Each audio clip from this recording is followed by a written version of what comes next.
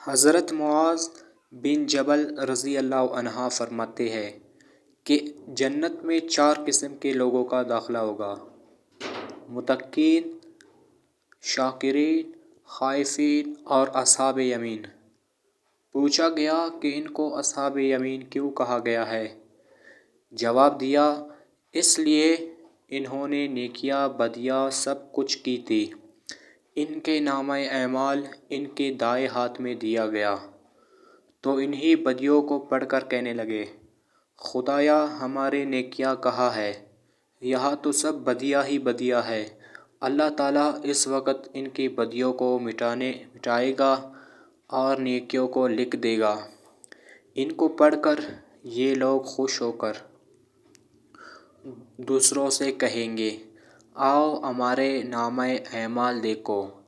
اہل جنت کی اکثریت انہی لوگوں کی ہوگی۔ اس لیے خدا تعالیٰ نے ارشاد فرمایا کہ ایسے لوگوں کے گناہوں کو اللہ تعالیٰ نیکیوں سے بدل دیتا ہے۔